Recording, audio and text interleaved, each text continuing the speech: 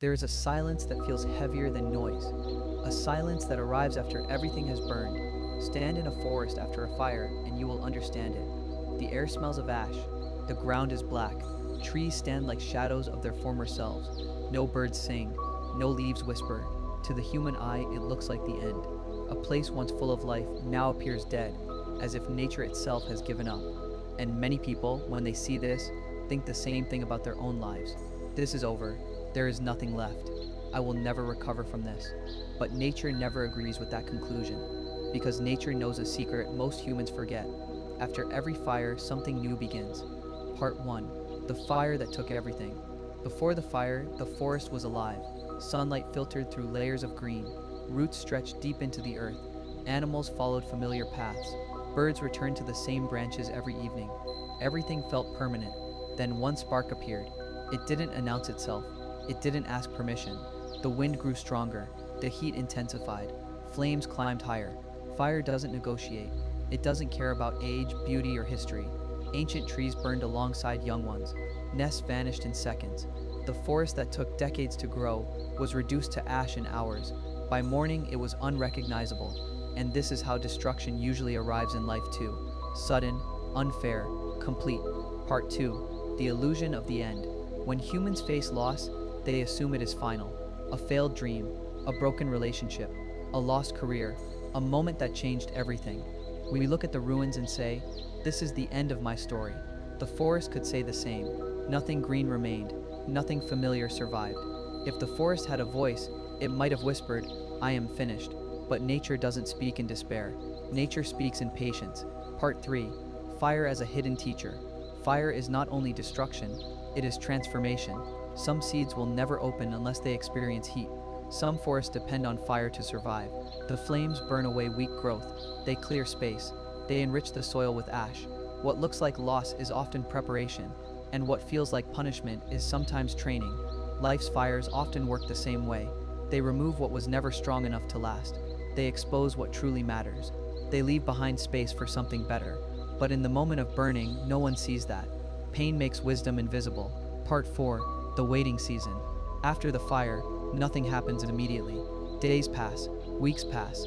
The land remains dark and silent. This is the part people misunderstand the most. They think recovery should be fast. They think healing should be visible. But nature does not rush. Under the ash, seeds rest. Under the soil, roots remain alive. And beneath human pain, strength quietly survives too. Just because nothing is visible doesn't mean nothing is happening. Part 5. The first sign of life. Then one day, after rain softens the ground, something appears, a tiny green shoot, so small it could be missed, so fragile it could be crushed without effort. No celebration follows, no announcement is made, but that moment changes everything, because life has returned, not loudly, not dramatically, but honestly. And this is how rebuilding begins in human lives too. A single decision, a small step forward, a quiet promise to keep going. Part 6. Growth is a struggle, not a miracle. That small plant doesn't grow easily. The soil is still damaged. The sun is harsh. The nights are cold. But growth is not about comfort. It is about persistence. Day by day, the plant stretches upward. Night by night, its roots dig deeper. No one applauds this effort. No one records it. But strength is being built. And strength built in silence lasts longer. Part 7. Comparison can kill rebirth. If that small plant compared itself to the trees that once stood there, it would fail. I will never be that tall. I will never be that strong. But nature does not compare. Nature focuses. Each plant grows at its own pace. Each life follows its own timing. The same is true for humans. Your recovery will not look like someone else's. Your success will not follow their schedule. Comparison slows healing.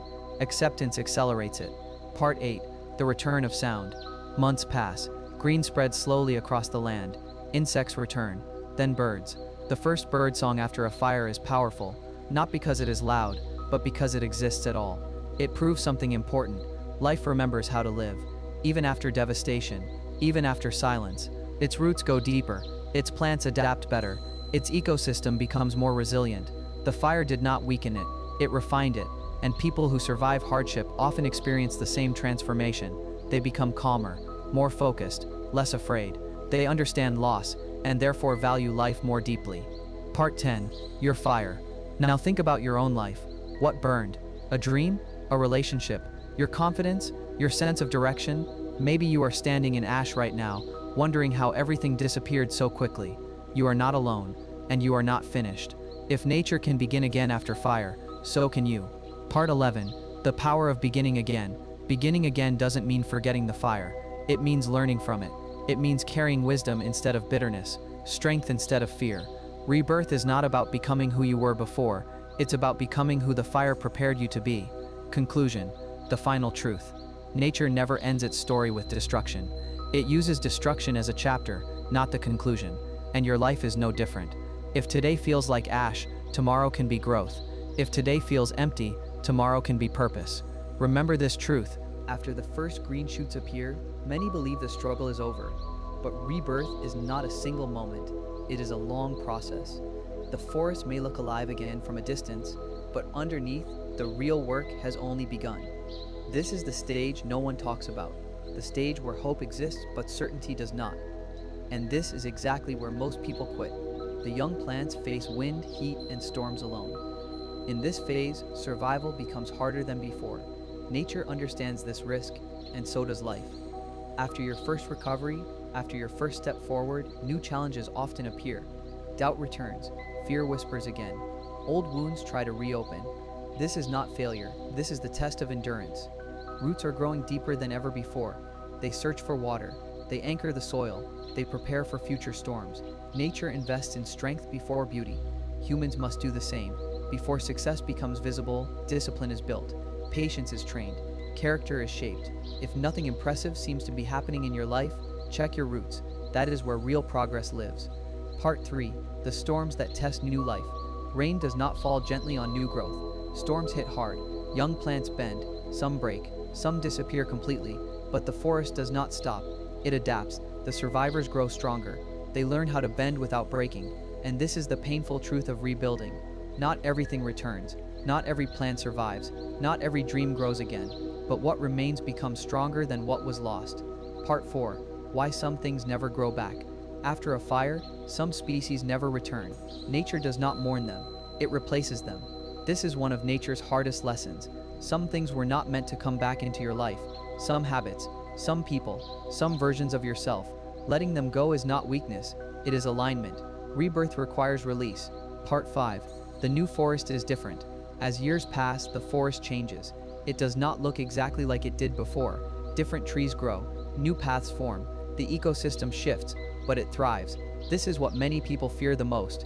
They want their old life back, but nature never recreates the past. It creates something new. Your future will not look like your past, and that is a gift, not a loss. Part 6. Wisdom grows with time. A burned forest becomes wiser. It handles fire better next time. It recovers faster. It resists destruction more effectively. Pain teaches preparation. People who have suffered deeply often develop quiet wisdom. They listen more. They react less. They choose carefully. They do not chase noise. They value peace. Part 7. When others doubt your recovery. From the outside, the forest may still look weak. Some people will say, it will never be the same. They are right. It will be better. But growth does not need permission. Nature does not explain itself. Neither should you. Your healing does not require validation. Part 8.